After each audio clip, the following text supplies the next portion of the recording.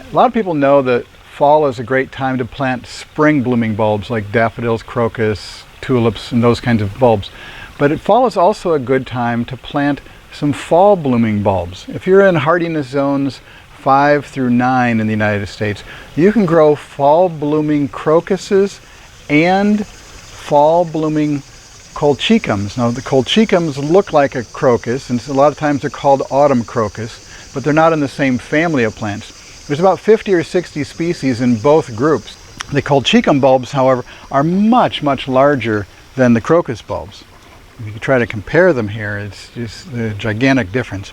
The flowers look similar, and in the colchicums they have 6 anthers, and in the crocuses they only have 3. So if you take a quick close look at them, you can tell the difference. Now, one of the fall blooming crocus group is the saffron. And this is actually the bulb that you would get a flower that you can take the pistil part, the female part of the flower, and there's 3 of them in each flower. It's still a small flower and it's still a small little plant part, but this is where you get saffron, which is used in food coloring and other dyes, as well as a spice.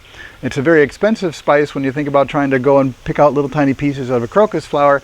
It's very time consuming, but you can put 50 of them in your yard and create your own spice rack with saffron.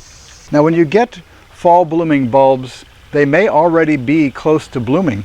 These are Colchicum giant. It's one of the varieties that doesn't have a species name on there, but they're already sending up flowers. If you get them in this stage, you need to plant them very quickly. You can plant them in a pot, put them in the ground later, or you can plant them in the ground, bury them below the flowers, and let the flowers continue coming up and continuing to turn color. It won't be a white flower in this case, it'll be a purple flower, but these have been growing in the dark in bags, and so they're already going. Now, if you get bulbs that are starting to bloom and they are in these net bags, take a quick look at the netting before you just open it up and try to pull the bulb out. A lot of times these have grown through a hole in the bag, and the bag is restricting it, and if you try to rip it off, you're going to break off the flowers, as well as damaging the flower and losing it for that year. It makes it much harder to get out of the bulb or out of the bag. So just take a pair of scissors, get in between there, and just cut them out. And then when you've got them there, make sure that the little pieces are not girdling and restricting the plant, so that you make sure you take that off too.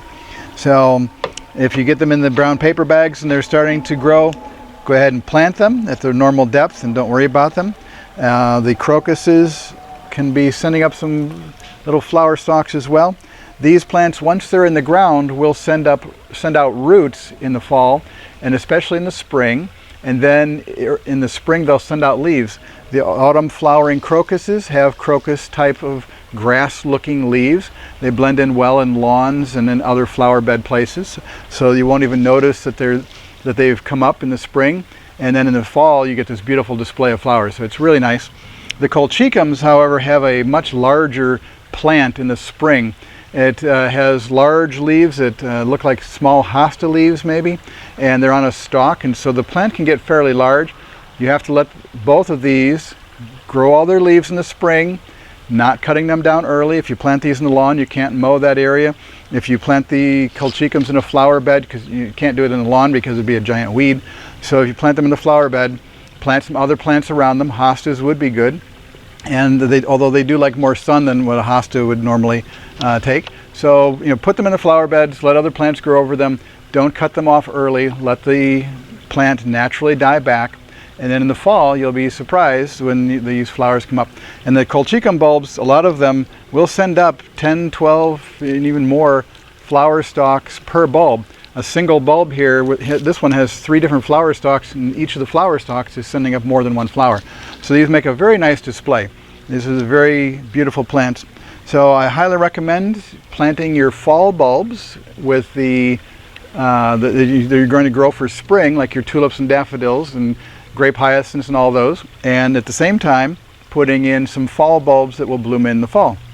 These came from Brent and Becky's bulbs, and they're available at brentandbeckys.com, and they have a beautiful catalog. They sell bulbs for spring, summer, and fall, and so it's a nice company to work with.